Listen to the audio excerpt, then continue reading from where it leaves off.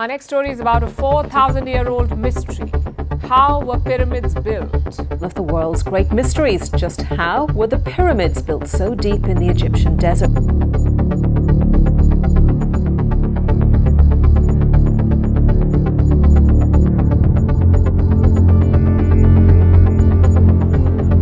आज हम एक बेहद दिलचस्प और रहस्यमय विषय पर बात करने वाले हैं, जो कि प्राचीन मिस्र के पिरामिड के निर्माण की प्रक्रिया है। ये पिरामिड केवल मिस्र की पहचान नहीं है, बल्कि पूरी मानवता के अद्भुत इंजीनियरिंग कौशल का भी एक प्रतीक है। तो आइए जानते हैं कि पिरामिड्स कैसे बनाए गए थे और इसके पीछे का रहस्य क्या है।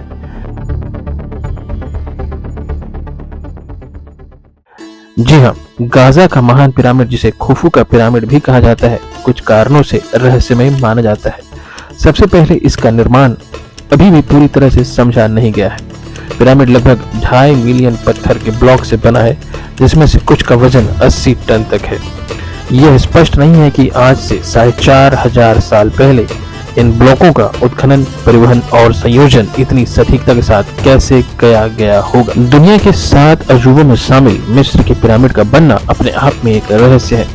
रेगिस्तानी इलाका और उसमें अनगिनत बड़े बड़े पत्थरों से बना पिरामिड इंसान की कल्पनाओं को साकार करने का बेजोड़ नमूना है।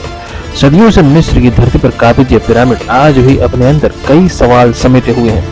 सबसे बड़ा सवाल यह है कि इन्हें बनाने के लिए बड़े बड़े पत्थरों के ब्लॉक का पिरामिड की साइट पर कैसे लाया गया होगा।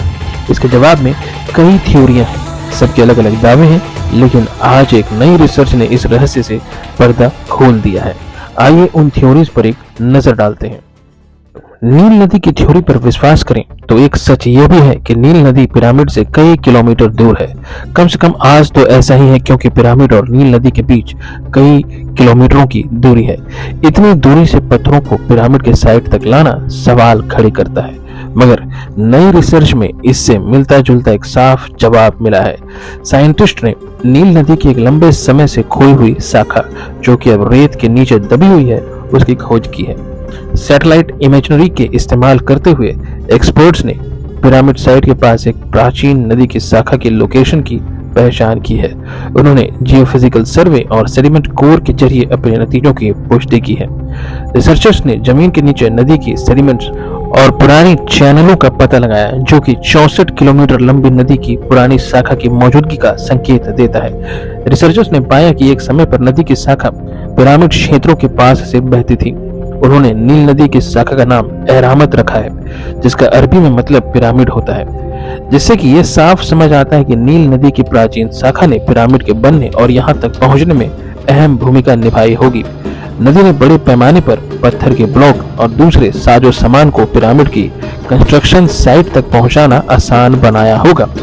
नील नदी की एहरामत शाखा गीजा पिरामिड कॉम्प्लेक्स समेत बाकी 31 पिरामिडों के पास बहती थी। ये नजदीकी बताती है कि नदी एक आने जाने के अहम जरिए के तौर पर काम आती थी। मिस्र के हजारों साल पुराने बासिंदे शायद बड़े पैमाने पर पत्थरों के ब्लॉक और कंस्ट्रक्शन के बाकी सामान को पिरामिड स्थल तक ले जाने के लिए इसी नदी का इस्तेमाल करते थे। दिलचस्प बात यह है कि कई पिरामिडों में पक्की सड़कें हैं, जो एहरामत शाखा की उस जगह पर जाकर खत्म होती है जहां इस नदी के तट होने का दावा किया गया है। यह अलाइनमेंट इस बात पर जोर देती है कि नदी की शाखा एक जलमार्ग थी और इसने पिरामिड बनाने में मदद की थी। मगर सवाल यह है कि अगर कभी नील नदी की शाखा रही है, तो फिर इस नदी का क्या हुआ। रिसर्चर्स का मानना है कि लगभग आज से 4,500 साल पहले रेत के साथ उड़ने वाली हवा, जो कि एक सूखे से जुड़ी थी, उसमें रेत का स्तर बढ़ा और शायद इसलिए नील नदी की शाखा पूरब की तरफ शिफ्ट हो गई।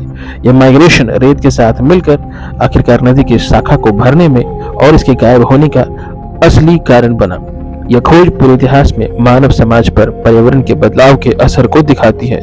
जैसे जैसे एहरामत शाखा का पतन होता गया, पिरामिडों तक पहुंचने में जो आसानी थी वो कम होती गई। इससे साजो सामान को ले जाना और स्ट्रक्चर का रखरखाव करना काफी मुश्किल हो गया होगा। आखिरकार नदी के खोने से पिरामिड क्षेत्रों और आज उसके आसपास के रहस्य भी दब गए। तो ये तो हम समझ गए कि पिरामिड्स तक बड़े बड़े एवं विशालकाय पत्थरों को लाया कैसे गया। अब समझते हैं पिरामिड को बनाने की असली विधि क्या थी। तो जी हाँ, पिरामिड की नींव के लिए एक विशेष प्रकार की तैयारी की जाती थी।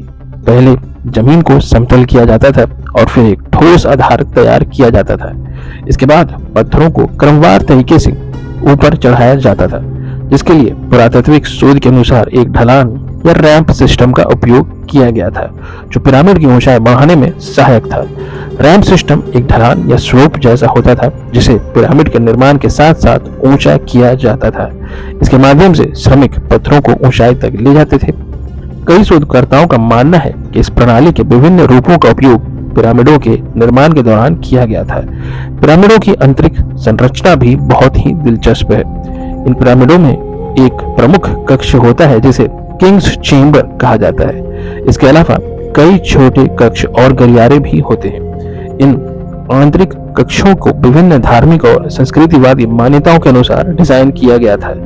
पिरामिड के बाहर की तरफ चमकदार चूना पत्थर के स्लैब्स को लगाया जाता था, जो सूर्य की रोशनी में चमकते थे। इससे पिरामिड बहुत ही भव्य और चमकदार दिखाई देता था। यह तकनीक केवल पिरामिड के निर्माण में ही नहीं बल्कि मिस्र की कई अन्य इमारतों में भी उपयोग की गई थी। पिरामिडों के निर्माण में श्रमिकों की महत्वपूर्ण भूमिका थी।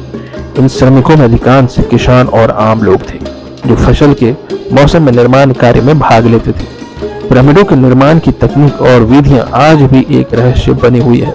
हालांकि आधुनिक युग की तकनीकों और अनुसंधानों में से हमें इनके निर्माण की प्रक्रिया को समझने में मदद मिली, लेकिन अब भी कई सवाल अनसुलझे हैं जो इन पिरामिडों के निर्माण के रहस्य को और गहरा करते हैं। जैसे जैसे हम पिरामिडों और उन्हें बनाने वाले प्राचीन मिस्र वासियों के रहस्य को उजागर करना जारी रखते हैं, यह हमें याद दिलाता है कि सबसे स्थायी स्मारक भी कुदरत की शक्तियों और समय के बीतने पर निर्भर रहते हैं। रहमत शाखा शायद इतिहास में खो गई, मगर रेगिस्तान और खेत के नीचे दबी हुई है, लेकिन इसकी विरासत आज भी जीवित है। आज जो पिरामिड खड़े हैं वो इस बात की गवाही देते हैं।